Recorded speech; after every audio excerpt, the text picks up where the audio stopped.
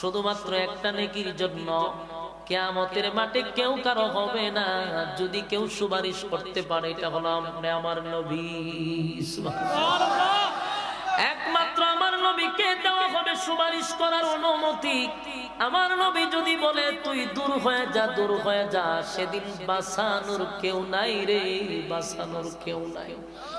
আমার নবী সেদিন উম্মতের জন্য কাঁদবে,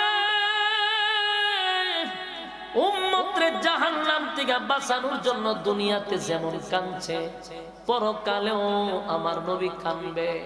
সেই উম্মতের কান্ডারি নবী যদি দূর হতর মতো উম্মত লাগবে না। হায় হায়, আপনার অবস্থা কি হবে, আপনার অবস্থা কি হবে, ভয়াবহ পরিস্থিতি হবে। এই পানি যদি পান না করে হাসরের মাঠে গিয়া ঢুকে, সূর্যটা কাছাকাছি, মাথার মগজ ছিটকায়া পড়ে যাবে, জিহ্বাটা কুকুরের মতো লম্বা হয়ে যাবে। একদিন দুই দিন নয়, বছরের পর বছর, হাজার বছর পর্যন্ত দাঁড়ায় থাকতে হবে। মানুষগুলা আদম থেকে নিয়ে ঈসা রূহুল্লাহ পর্যন্ত শুধু দৌড়তেই থাকবে, কাউরে না কাউরে ম্যানেজ করতে হবে। আদম নবীও ম্যানেজ করতে পারে নাই, নূহ পয়গম্বর কেউ পারে নাই, ইব্রাহিম খলিলুল্লাহরেও পারে নাই, মুসা কালিমুল্লাহরেও পারে নাই। সমস্ত নবীরা বলবে ইয়া রাব্বি নাফসি, আজকে আমার কি উপায় হবে গো?